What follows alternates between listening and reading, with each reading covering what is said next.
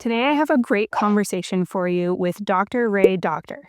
Dr. Ray is a best-selling author whose book was published by the same team behind Chicken Soup for the Soul series. With a doctorate in clinical psychology and over 28 years of experience as a life and relationship coach, Dr. Ray has shared stages with some of the most influential voices in personal development, including Marianne Williamson, Bruce Lipton, John Gray, and Eckhart Tolle. His expertise has been featured on the E! Channel, HBO, as well as in Psychology Today, Men's Health, and the LA Times. We dive into some key relationship topics like communication, codependency, self-love, being able to accept feedback, and more. We also dive into the process of creating and becoming. I hope you enjoy this conversation. If you do, please give this video a like and make sure to subscribe to my channel for more on relationships, self-love, embodiment, and pleasure. Welcome, Dr. Ray, to the podcast. Thank you for having me.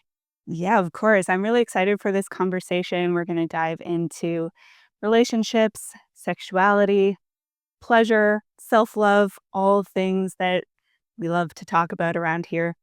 First, I'm curious, if you could go back and sit with a younger version of yourself before you knew what you know now, what would you tell him about love, relationships, sex, or life?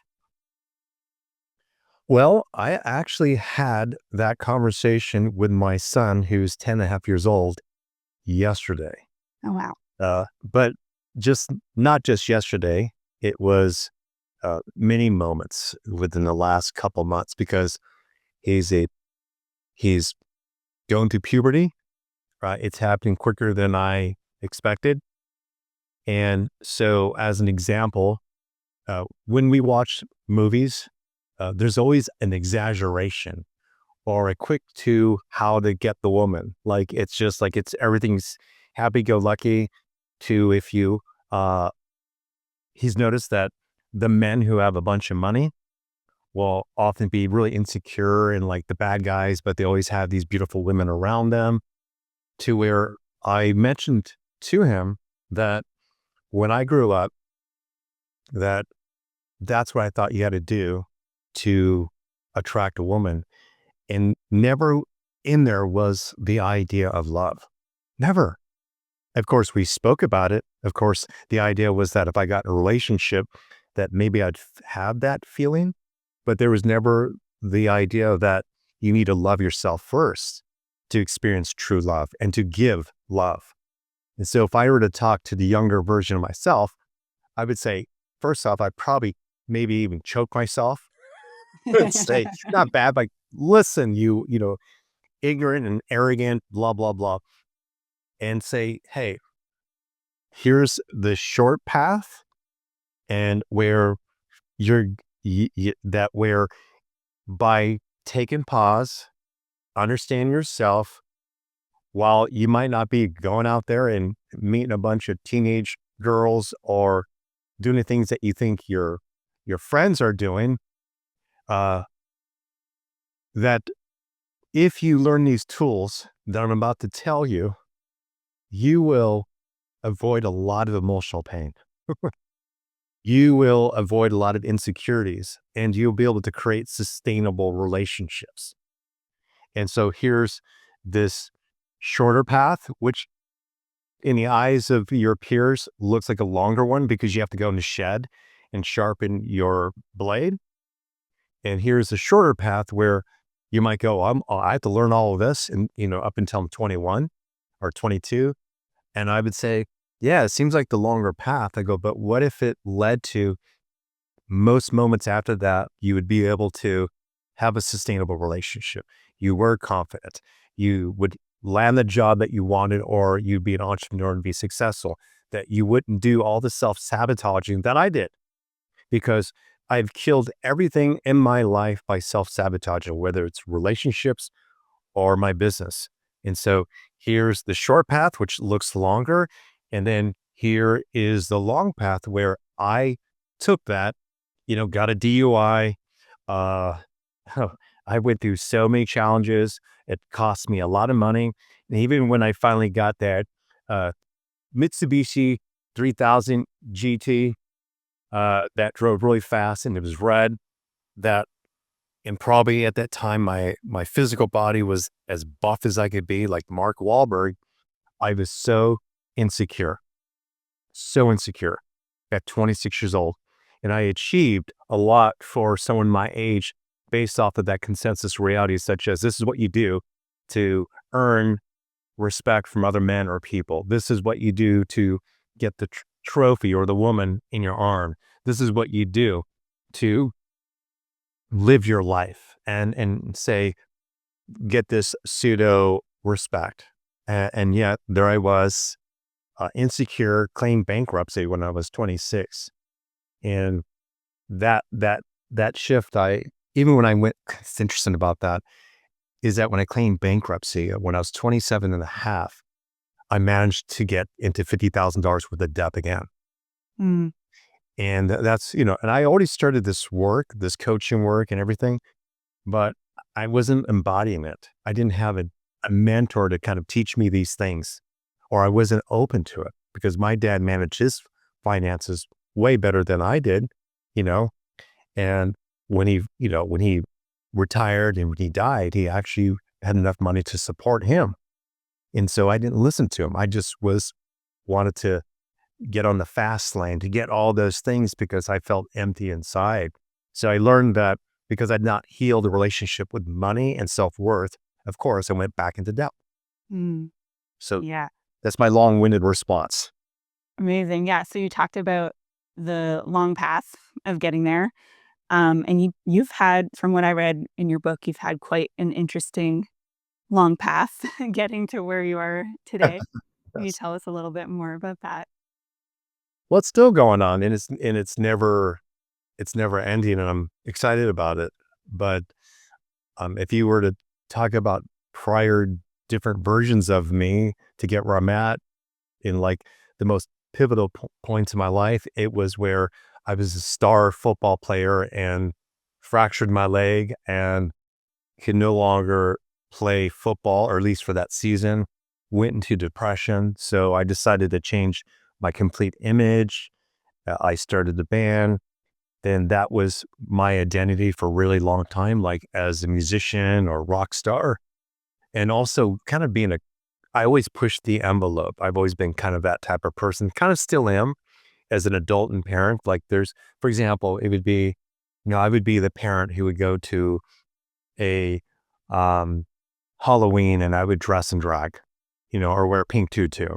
It'd be kind of that pushing the envelope to this kind of whatever. And so there was that was a phase of my life.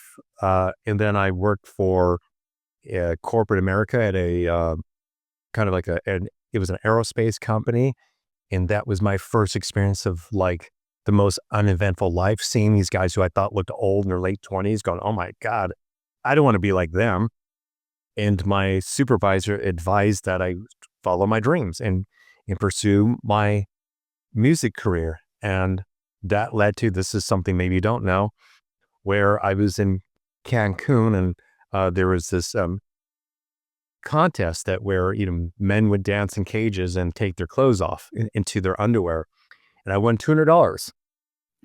And I went, hey, I could do this. There's something here. And so when I came back from Cancun, I was very transparent with my supervisor. I said, there's something else I could do, that is part-time, and then I can also pursue my music career. And so she laid me off. So I was able to collect a little bit of unemployment. She really loved me. I loved her. She was born the same day as me and pursued that path, bought a recording studio, tried to be the rock star. But in that, I was also delving into self-help books. I was already starting to work on myself. I had IBS and I bought the book, You Can Heal Your Life. And so I really learned about like how emotions play such an essential role of everything in your life. And so while I was trying to be a rock star, I was also starting to coach.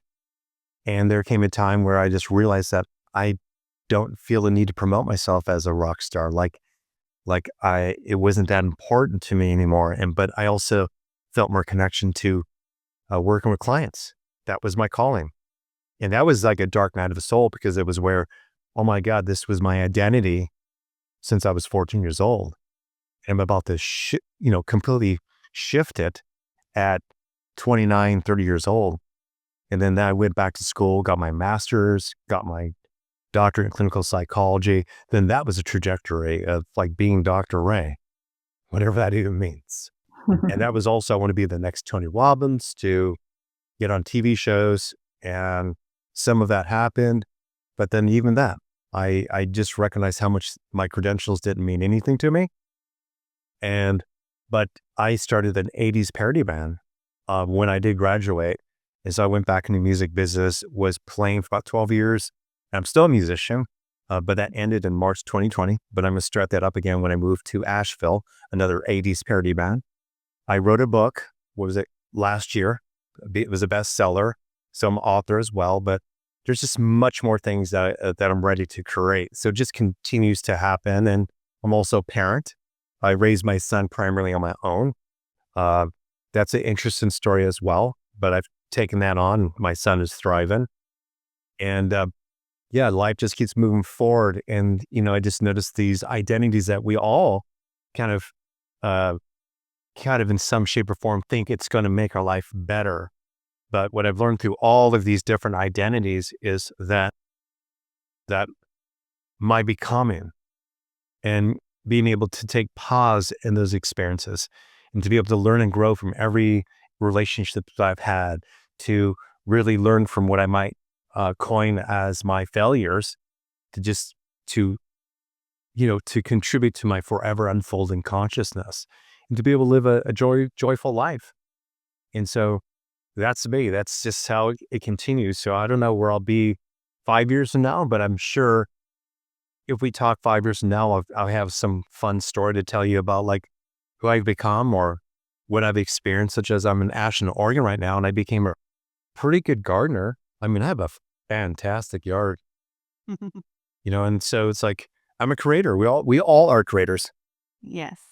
Amazing. Yeah, I love what you just said about that it's about the becoming.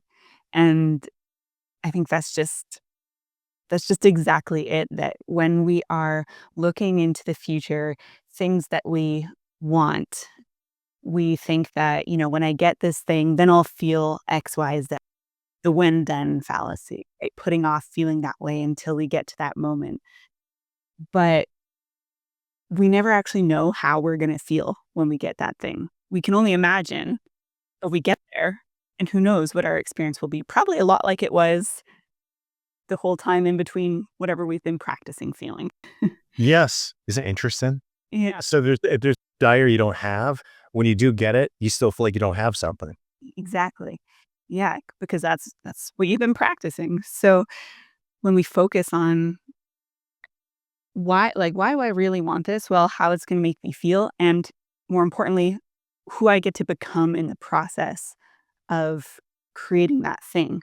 Hmm. The version of me who has that experience is a different version of me than right now, or else I would already have that experience. So who do I get to become to live that experience? That to me is a much more exciting way of creating. Absolutely. Absolutely. Even moving here. So this is the first house I've owned. And when I was checking it out and flying back and forth, particularly the garden, I was like, wow. Like, and people asked me, are you sure this is a good move to, like, you're used to being in LA, Santa Monica? It's gonna be really slow, right? And I'm like, well, I do like the outdoors, and I never hit traffic. And like, that's really me because I really like nature. And so when I would go on vacations, of course, more than often I'd go to places where it's like, hey, there's a cabin or there's just no neighbors. I'm like, so I thought, oh, this would be great for me. But when I got the place, and very quickly, it didn't get old, but let's say it was that experience where I'm like, wow, this is taking a lot of my time gardening. I'm good at it, but I don't know if it's my highest excitement right now to, like, I have 7 fruit trees and even a grapevine, like just goes crazy. And like, I found myself trying to give it away. I couldn't do much with it. So like, I can't manage this. So now when I look at property, if it just has grass, I might be happy with that. Yep, front. But I wouldn't have known that unless I had this experience. And more I'm in tune with my needs now than what I attract, what I create is more aligned with that. I have to be honest with that, really with that, like that lifestyle that fits me because I found myself sometimes not, I have again, a beautiful place. I'm not bragging. I can honestly say it's probably one of the nicest properties in Ashland. And I didn't do it all, but I bought it from like two other, say, people who are into gardening. Like it's since the 60s, this thing has been kept up and I revamped stuff and whatever. So, um, but I like it, but I like it to look at it. I think I like the creative part of it, but it's almost like I'm done. Yeah. And I'd rather just like do something simple and not have to keep maintenance in the garden. And that's like the example. But even in my house, I have a beautiful house and it's pretty big. And I remember when I was walking through it and going, "Oh my God, this is going to be my house." Like it's filling up some like gap or something that was missing in a very short period of time. Same thing. It's like, oh, not a big deal. I have a house now.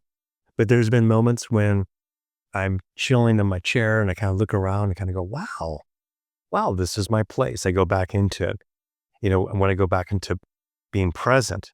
But I think all of us have to recognize that like we're forever unfolding consciousness. What we're attracted to, what we're seeking, when we get there, we are new people. So whatever we attracted, whoever we're with now, and it doesn't feel like it was a year ago or 2 years ago or three years ago, of course, you are a different person.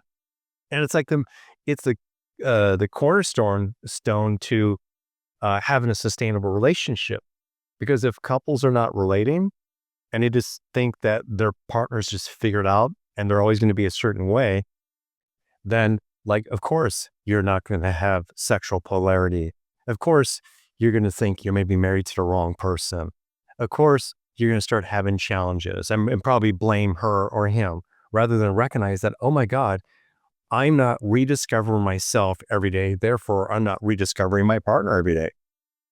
Yeah. I love that. That's something that my husband and I anchored in a long time ago was I don't want to know you. I want to discover you. And I think that perspective of just waking up every day to discover our partner is so important. The minute we think we know them, we got to take a step back and start examining what we're believing about our partner because we're both going to be forever growing and evolving. We're a different person every day. And like you said, we want to rediscover ourselves every day as well and give our partner that space to grow and expand by allowing them to become someone different in our eyes by discovering them fresh every day. Absolutely. And couples who both are not doing the work, that's the couple where you see them in a roommate situation Hmm. and unhappy, and they seem to age quicker as well. Now, there are some things you want to know about your partner, maybe forever, and that would be that they're trustworthy, Mm. they're in integrity, things like that. But their interest to new things they're thinking about in life, to what excites them now, that needs to remain open. That needs to remain open. Hmm. So I'm curious, in your work with couples, what are the main challenges that couples typically come to you with? And then through working together, what do you usually discover is typically at the root of those?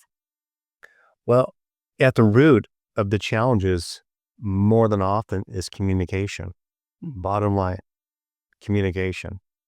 As an example, you might have a couple where they're so heated and it seems like the relationship's on the rocks and they start sharing what happened, and you notice that they have a different interpretation of that story.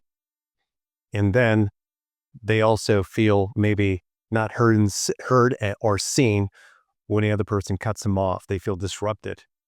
And if you're able to step back and kind of go, do you love so-and-so? Yes. Do you still adore so-and-so? Yes. Are you still attracted to so-and-so? Yes. Do you still respect so-and-so? Yes. If is this topic like really the main problem in your relationship? No. Okay. So it's a topic. It's something that you're trying to reach some agreement with, but because it gets heated, then you start questioning the relationship or your partner versus our strategies of communication. More and often it comes to that. Now, of course, there's some people who will listen to this or watch this and go, yes, but my partner gets defensive when I try to share. To it doesn't feel like I don't feel safe. To what do you say to your partner who's going into depression and he just gets offensive. He doesn't want to pick himself up. Well, those are real things that happen, and those are things that can definitely kill a relationship.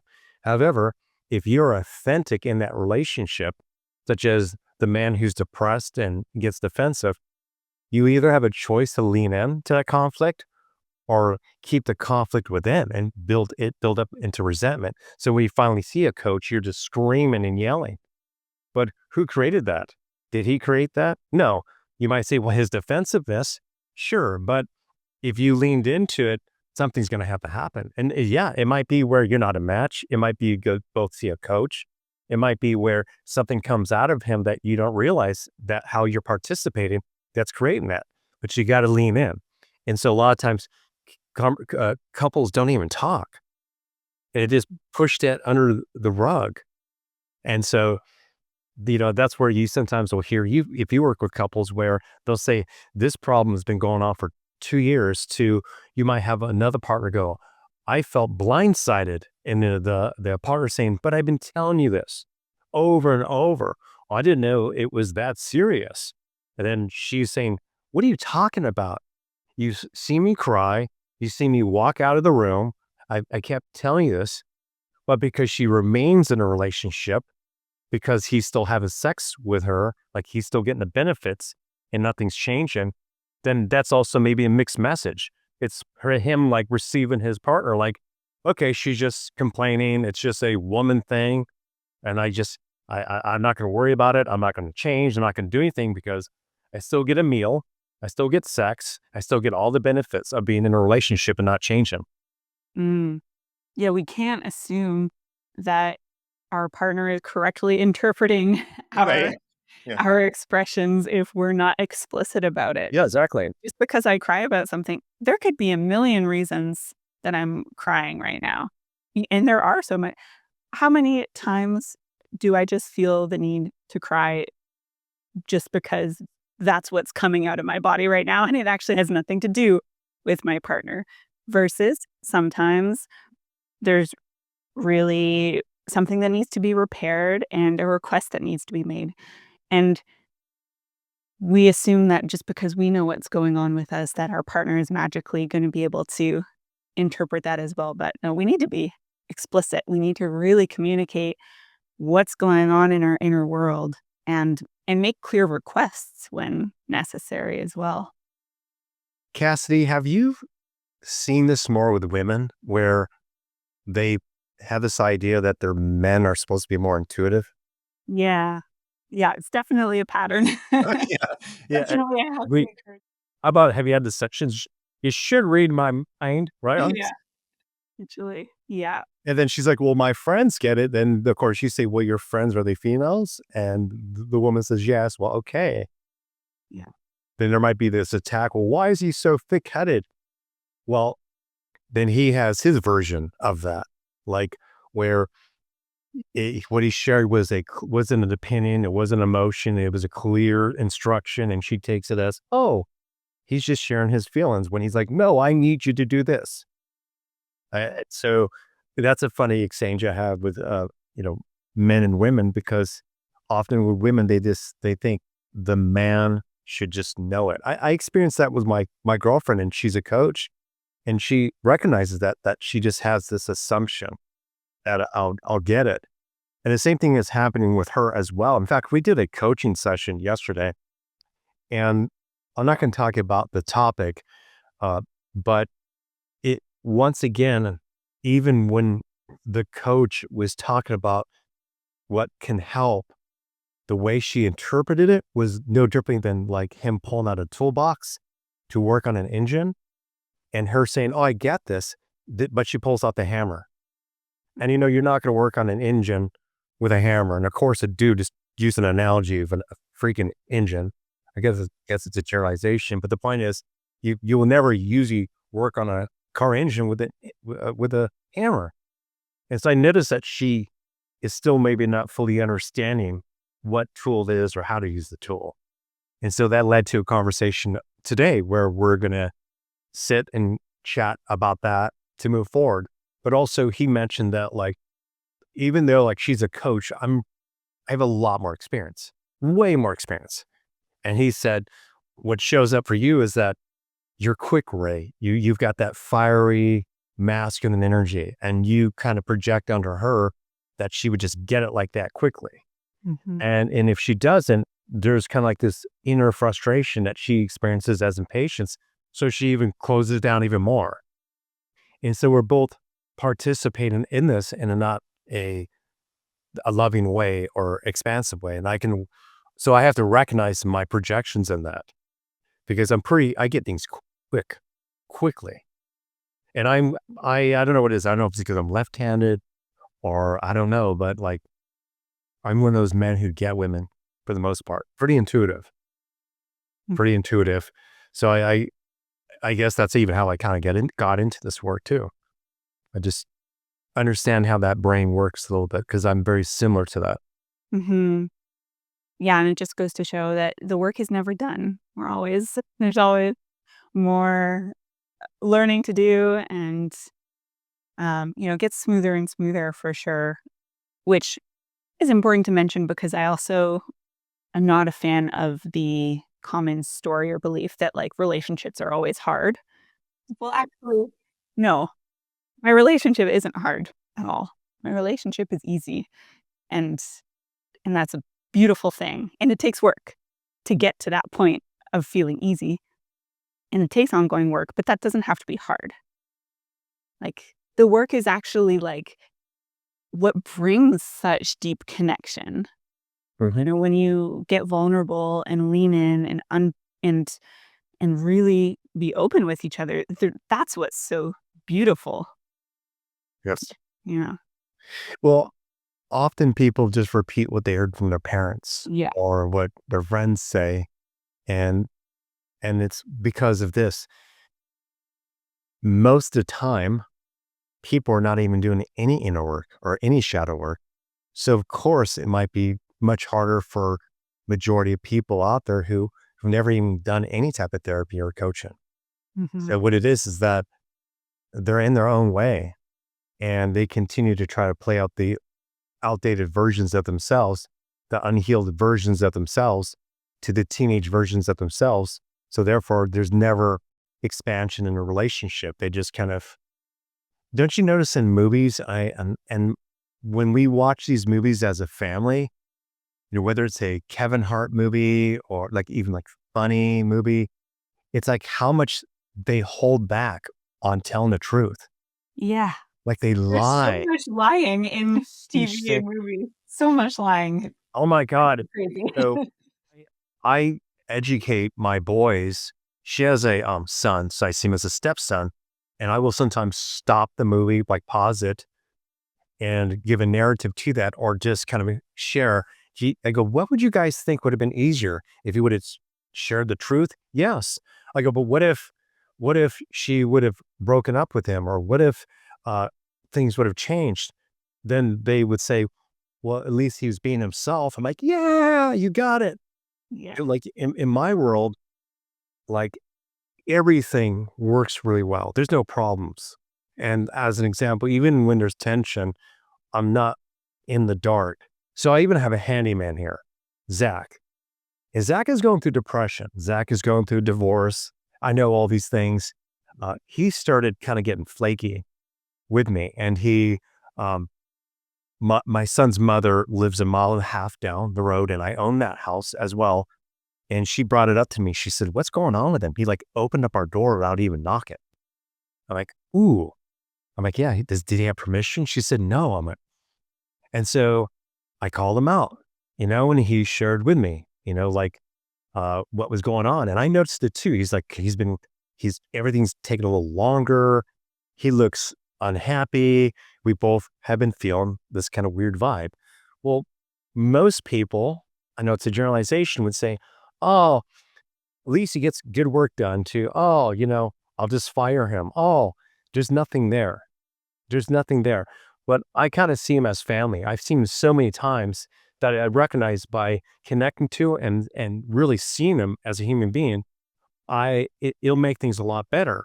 So I know where his shortcomings are, what's going on. And it was where he said, "Ray, like I'm trying to fix my own house. So my wife and I, or my to be ex-wife, can sell it while trying to take care of my clients." And he says, I'm just over, I'm bombarded with too much stuff. And we thank you for telling me that. If you would have told me that before, I maybe would have not sent this text message, but again, he didn't know he had that space to share that with me. But he also said that he doesn't see himself being a handyman or working for himself that much longer. He's actually being honest. And he said, "I think for me, he's seen a therapist." He said, "I realized that it's a lot of responsibility I don't want to take on." Mm. And so, of course, I needed to know that because I'm moving and I wanted a handyman. So, of course, that gave me a conversation to run an ad on Craigslist so I can find someone. And I found someone who's been doing some of the work with that honest communication. Hey, did you know that Matt and I created a program for couples called the Conscious Intimacy Program? This program is something I'm super proud of. Matt and I have gone through the program ourselves more than once. It's become a tool that continues to help us level up our sex and intimacy.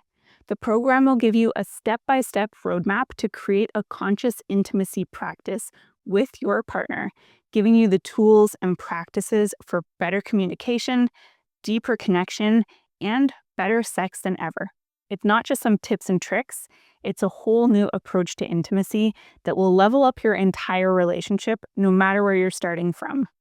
You can find the link in the description or go to cassidyandrews.ca/CIP to learn more.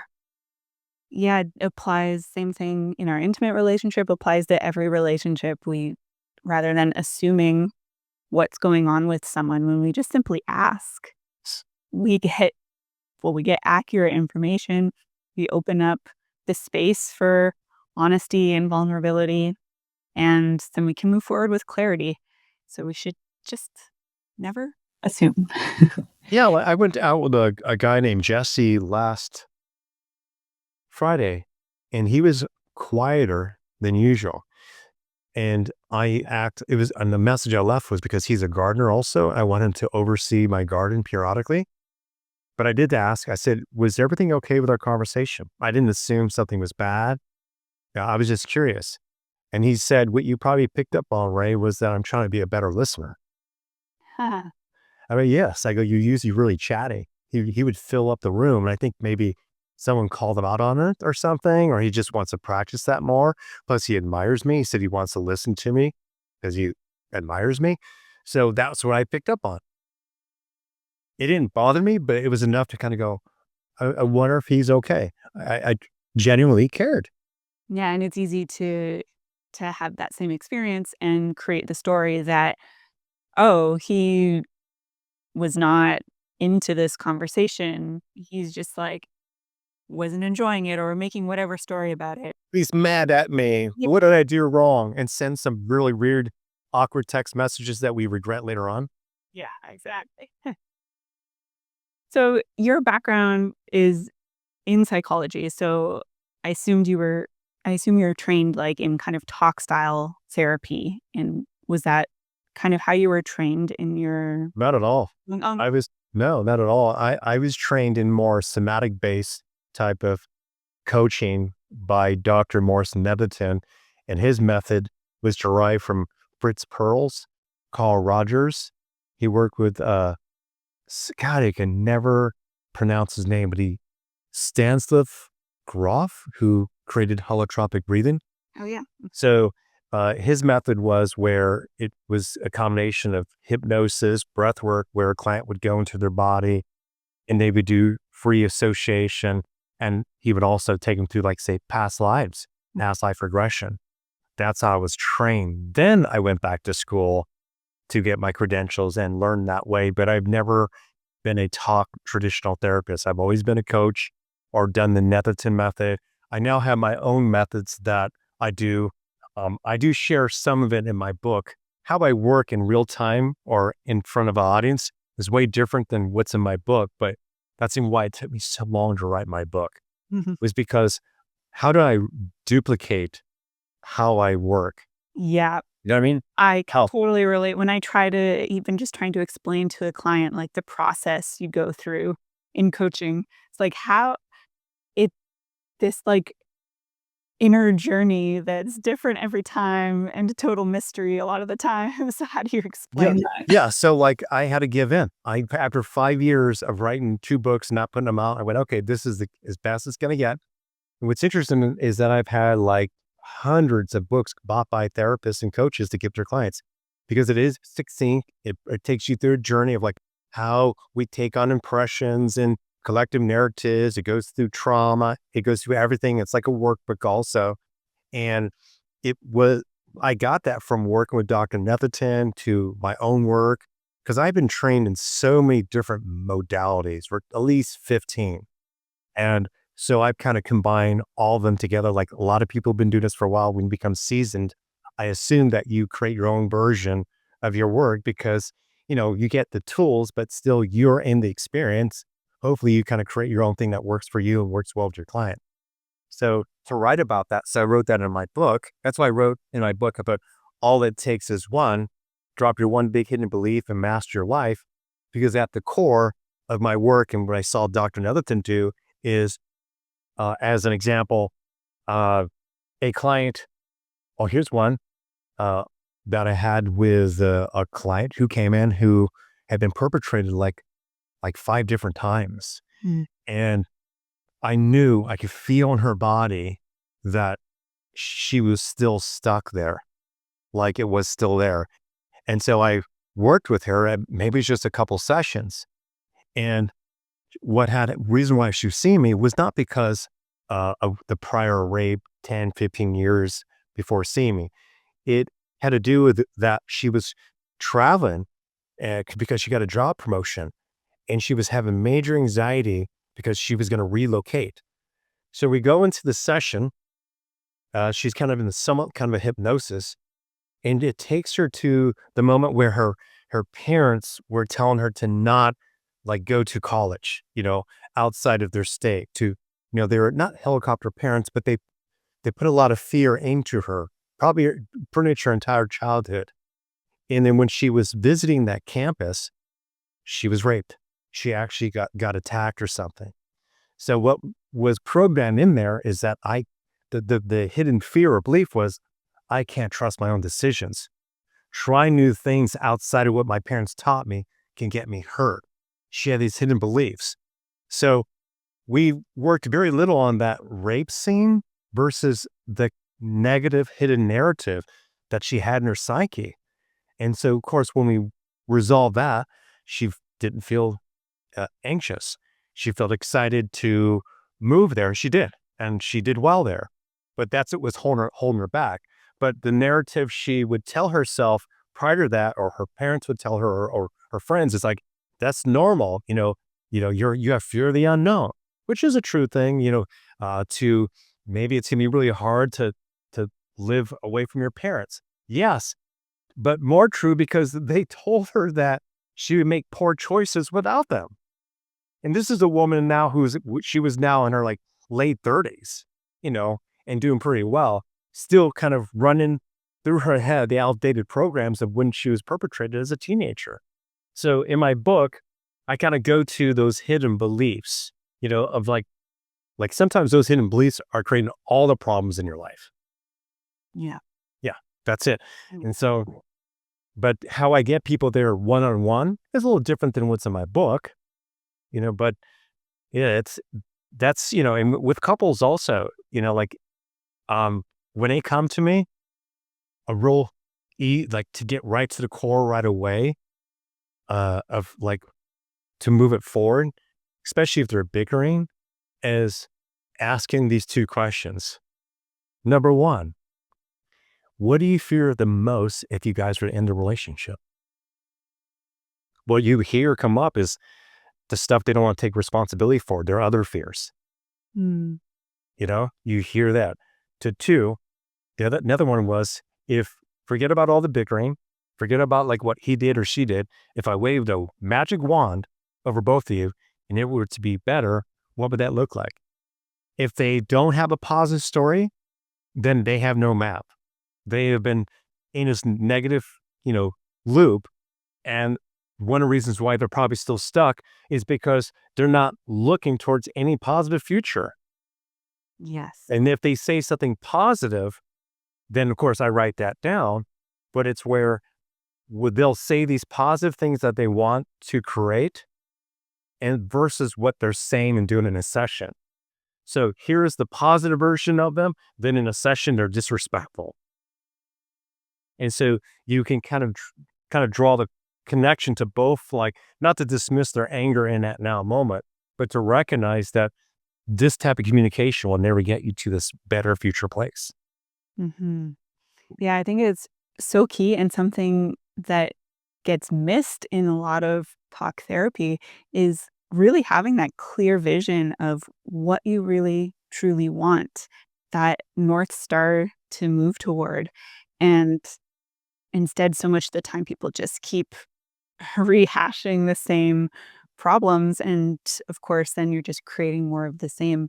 And another thing about having that North Star, I find it's like instead of trying to figure out all the things that are wrong that we want to work on, instead, when we focus on that North Star and start moving toward it, whatever is getting in the way of you being in that future reality is going to start arising as Yep. soon as you start moving toward it. So, boom, that's what we need to work on. That is arising as you move in that direction. But at least you're moving forward, right? You're not stuck. Yeah. Yeah. So, when it comes to these hidden beliefs, what would you say are maybe some of the biggest myths about um, maybe pleasure, relationship that keeps people stuck? Well, first off, and I can talk for myself. If you were to ask me how much pleasure I've had in my life for the last 3 years, despite having an attractive girlfriend, I would say very little. And it would be because the story is that, we're moving. Like the culture is not a fit for my son and myself. So I've been busy problem solving. Even though I get massages, even though I do nice things that, I feel privileged to do, my head has been so much into survival and fixing things that I haven't been present to joy and pleasure. And so that is my answer to like most couples, is that if they're focusing on the relationship to always bring them pleasure, particularly if like their wife is going through menopause and they're not having sex, then there's going to be friction in that. And so a man who maybe is in that position, if he can afford it, I'd say get a massage, connect to water, connect to other feminine sources, so you are feeling that love within yourself, and so you can be gentler and more patient with your partner. And so it comes back to self pleasure, however that might be. I take a lot of bubble baths. I do. I really love warm water. My me time is going into the gym. In fact, after this conversation, I'm going to go to the gym before my son gets home. Things like that.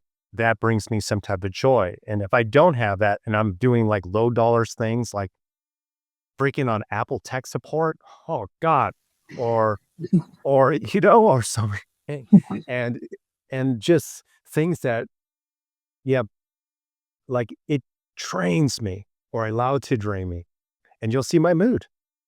You'll see my mood. And there's people listening to this say, if you have a job you hate, that might be the problem in your relationship too. It'll suck. So yeah, we got to get happy, and that's our own personal responsibility, however way we can create that. Yeah, so what shifts when we like, why is it so important to, I guess, fill our own cup, right? That self-love, taking care of ourselves. Why is that so important in relationship? Well, it relaxes the nervous system. And because if your nervous system is not relaxed, you are in survival mode. And when you're in survival mode, you're not seeking pleasure, you're seeking survival. Bottom line. It'd be no differently than if, for example, if I were up in a tree hiding from a tiger and my girlfriend were to walk by with lingerie and go, hey, um, are you interested in sexy time? My nervous system wouldn't register that as sexy time. It'd be like the typical guy who's, engulfed in his work or whatever. I'm busy I got stuff on my mind. I know many women experience this. Like, oh my God, I, I, I, I served him breakfast with the thong on and he just like looked at me. He didn't notice that I got my hair done. Well, a lot of those men are just so stuck in their head and stuck in their nervous system. Therefore, because they can't see the beauty within themselves, they can't see the beauty outside themselves, and therefore they're not ignoring you. They're ignoring themselves, and you just happen to be an extension of that. Yeah, that's great. They're not ignoring you, they're ignoring themselves. It's so true. Yeah, when we really take care of ourselves, focus on, yeah, regulating our nervous system first and foremost, because everything else is moot if we're dysregulated and stressed. But then also, yeah, tapping into our own sources of love and pleasure so that we're not feeling like we need them from our partner, right? It's so key. The word I need you to do this that clingy energy is such a turn off to me. Yeah, and makes sense because if we feel like somebody needs us in order for them to be okay, that feels also kind of scary. Like, I don't want that kind of responsibility over someone else's life unless it's like my child. Yeah. But I I don't want to think that if I do the wrong thing in your eyes, that somehow you're going to be not okay. Uh-huh. That's not a solid foundation for a relationship. We need two people who know that I'm good no matter what because I'm connected to this source of love and of happiness within myself, or at least I have the tools that I can get there. Yeah, well, what you described, the neediness is the structure of codependency. Yeah. Bottom line, and I don't thrive in those types of relationships, and haven't been in one in a very long time. And I don't want that with friends. I do even have some friends who where if they have this idea that I should pick up the phone late at night when I'm with my kid or whatever, I'm like, I will draw a line. I'll let them know that, hey, unless it's absolutely emergency, you need to respect this boundary. And I'm just not that way. I can't function. And I don't want to get caught up in their, you know, their overstimulated nervous system. There's some people who can listen to this, and I've heard it before where they hear us speak in this way, and they might say, well, if you don't have compassion or you're not empathetic, you must be just a narcissist. That narcissist label, it's such a trip, or that they just are like, for example, I remember saying something like this on some post, and the person like called me like a narcissist or someone who's like cut off from how other people is feeling, must be a psychopath or something. It's not that at all. It's this. It's that at the end of the day, even if I pick up that phone call, I'm not responsible for that person's feelings. Number two, at the end of the day, that person has lived his or her life. If they're adult and they've had experiences and they've been experiencing this for a while, it's not like it all suddenly showed up and what I'm about to say is going to help them. Like there's this sense of urgency that people put onto this idea that I have to have a conversation with you, or what I'm going through is so unique and like, oh my God, this is why I am the way I am, versus I am the way I am because I haven't taken personal responsibility. Most of my life haven't leaned into conflict. I can see every time I call you, the reason why maybe you're avoiding me because this is like the fifth toxic guy I've dated, and you just don't want to hear about it, you know.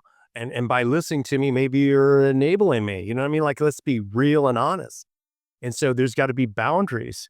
And I learned what I learned by people saying no to me. I learned what I know by girlfriends breaking up with me and giving me feedback. And we can grow a lot from that. And like, that's even, I wrote about before the begin, like you start reading my book, I think it's in the first chapter. I ask the reader, what's the relationship with feedback? Yeah.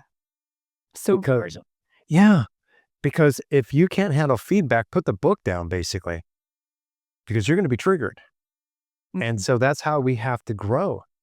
And so, what it is more than anything else, when a person has been able to manipulate past girlfriends, past boyfriends by playing into victim mentality, when they've been able to get what they want, borrow money, when they've been able to sleep on a couch or borrow a car and it doesn't work, that's when they lash out.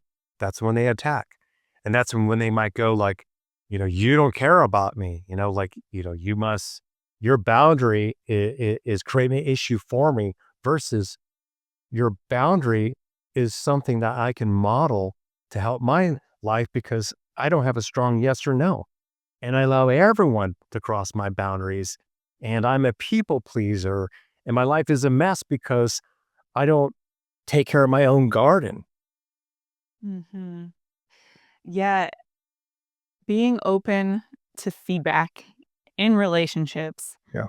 is so essential, and I think they go together, being open to feedback and then taking 100% responsibility for your own everything. Like, Absolutely. being able to see your part in things, because without those 2 things, we end up in a loop of defensiveness and not being able to actually make any real change or even deep connection. Um, so how do you recommend couples? What are maybe some steps or perspective to help them get better at hearing feedback and really receiving feedback from each other in a positive way instead of getting defensive? Well, fun exercise they can do if they're really insecure, this can be challenging, but that's why you lean into it. The exercise would be this. If I were to put all your exes in the same room and they were going to tell me what your strongest, your greatest strengths are and what your weaknesses are, what would they all say? Mm. That would be the first question. And to see kind of what comes up of like, okay, so this is a pattern that you've had in the past, but also it could be fun because you'd hope the partner is introspective and kind of can own that. And then number two is, you know, do you know, like, what do you like when you're in your shit? How do I know when you're in your shit? How do I support you when you're in your shit? Because that's, that's is usually what sabotages relationships. You can be in a honeymoon period for, for a while, but then that person starts going through something at work or their parent is sick and you start seeing this. And wouldn't you rather talk about maybe the poor coping skills rather than blame the relationship? So if you already are in a relationship and you're hearing this, you probably are already seeing some of those poor mechanisms. The last thing you want to do is like start to become a therapist for your partner.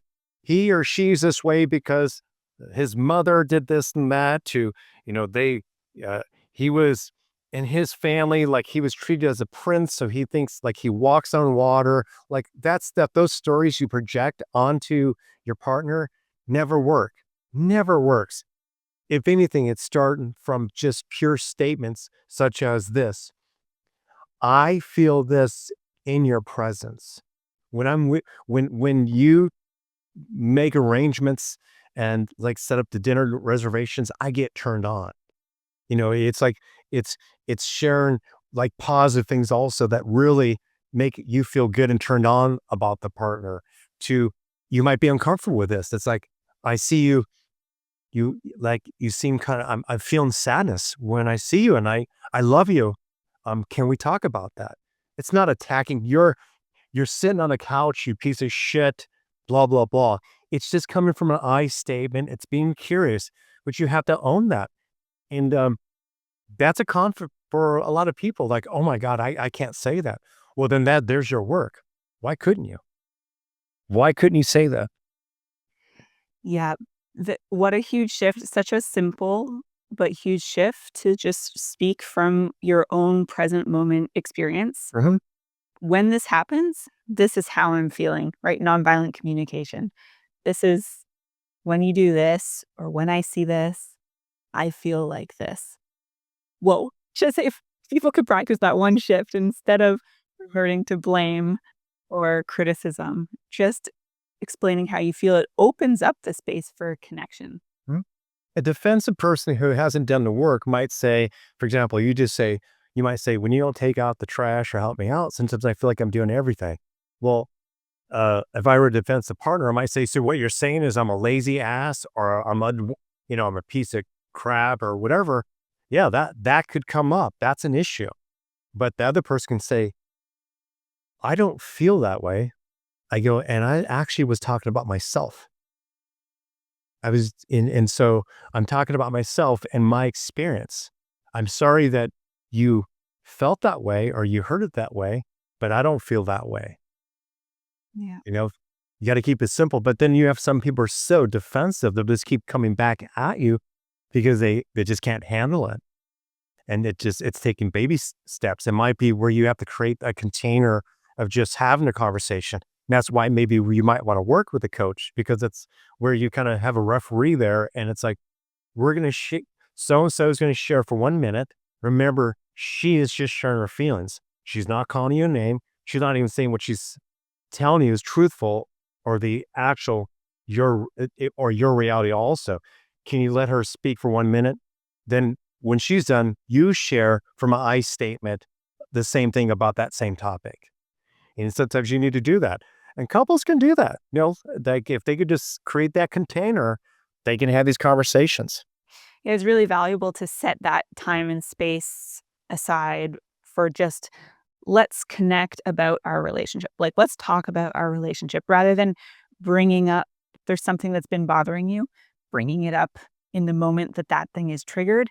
It's usually not a great idea if you haven't already cultivated the tools to like have a smooth conversation about it, because that just leads to an argument. So setting aside time, like, hey, there's something that's been on my mind, or like there's a pattern I'm noticing that I'd love to work together on. Can we set aside some time this week where we can just connect and talk about that?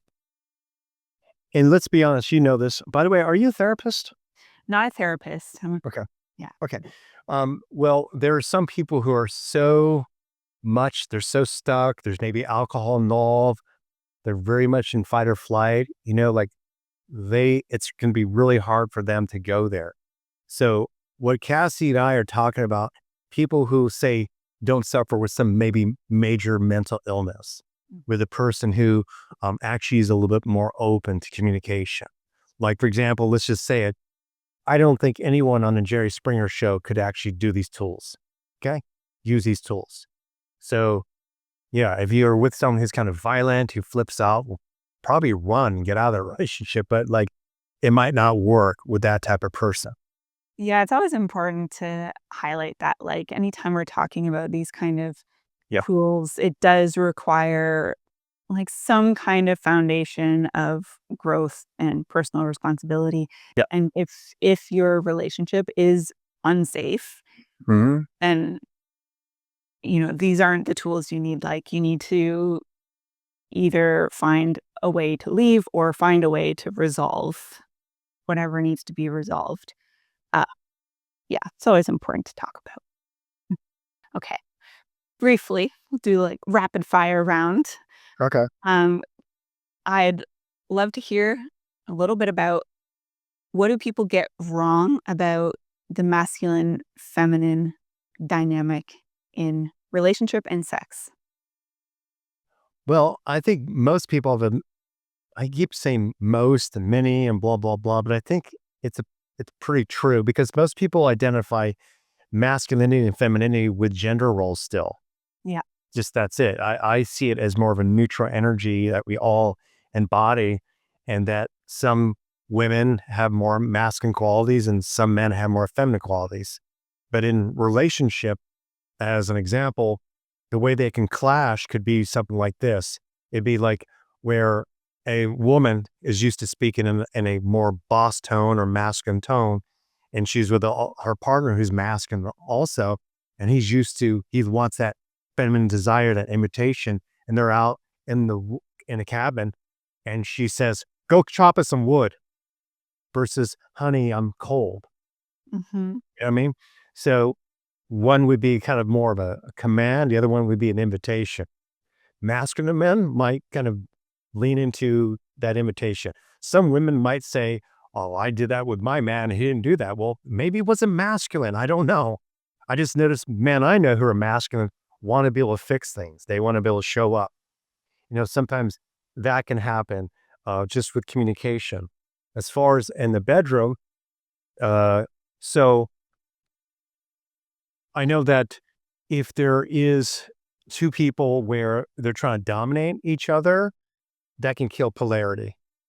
So it's like whether it's a man and a woman or a woman and another woman or a man and a man, in gay or lesbian relationships, you'll see the same thing.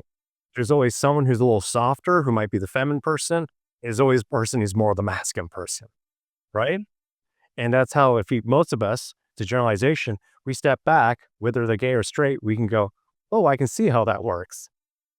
I know these are generalizations. It's like you might see one who's a little more organized, who kind of has more structure, masculine person. The other person who's just more free flowing, more happy go lucky, more in a now moment, the feminine person. And if we're able to dance that way in language, dance that way in a bedroom, we always can have hopefully polarity. And it doesn't mean that it's always supposed to be that way. It just in those moments where maybe you want to make love and have fun. Yeah, I think it's an important distinction, like you said at the beginning, that, so many people associate that masculine energy, feminine energy with gender roles, but it's really not. Like, I like to think more in terms of yin and yang energy, right? The yin energy we associate with feminine, and women tend to have more yin energy, but we all have both of these energies within us, and we can amplify one or the other at different times based on what we're doing. If I'm a woman and I'm showing up, and I need to do like some planning for my business, I might step more into that yang energy. But if I'm showing up in the bedroom, I lean into the yin energy. But you can also play with Mhm. both in the bedroom as well. It's um, a good exploration to tap into both energies within yourself and explore how they can interplay in your relationship. Yeah, absolutely. I mean, an example would be with my girlfriend, Nicole. She is used to being her masculine a lot. And I'm the first like really masculine guy she's been with. And her mother was one who took care of the home. So at my house, when she's here, I like to do most things, meaning cook, prepare, blah, blah, blah. And I would rather her just be feminine. But that's a new space for her. Mm. That is really a new space for her. And where she even said, like, I don't know what to do with my time, like where I'm bringing her a hot, warm drink and like there's not a cue of like I'm being taken care of. So we've had to work through this because we definitely at times have power struggles because here I'm trying to be the provider and feed her literally and have all the boys chill and we're going to kick back and then she's not receiving that way. She's standing in the kitchen. Not that I don't have a problem with it, but it's where I actually would be more excited if she would just receive me. Mhm. Yeah, Yeah. amazing. All right, last question. If you had the entire world's attention for 60 seconds and you could say one thing to really help people love better, what would you want that message to be? It would be unless they're like a psychopath, because some of them exist out there, most of us, when we see a puppy, we just feel cuteness. Or when we see a baby smiling, for no reason, and listen to that. No reason, we smile. So with the puppy or whatever, he or she's not doing anything. They're just being. And so we smile for no reason. We see a baby innocently smiling or whatever. We just simply smile. What if we can turn that inward and simply love and smile at ourselves? Keep it that simple, Mm, plain and simple. Because if we could do it for something else, that means we could do it for ourselves. mm. I love that. So beautiful. Thank you. Oh, yes. All right. Dr. Ray, where can people connect with you? And do you have any offerings that you'd like to share with our community? Sure. I have my All It Takes Is One book, and I am giving you a link to that. They can also find it on my website. My website is raydoktor.com. They can find me there. And I did provide a link for you where if they click there, not only does it take you to get my book, it'll take you to my YouTube channel, plus a women's group we start on March 18th, I think. And so there's a video about it, talking about it. And so if anyone is interested in like seeing what it'd be like to be coached or seeing other people be coached, then just go to that link and you'll see it in real time on Zoom. Beautiful. All right. Well, it's been a pleasure connecting with you today. Thank you so much for everything you've shared. Thank you so much too. Yeah. You have a beautiful day. You too.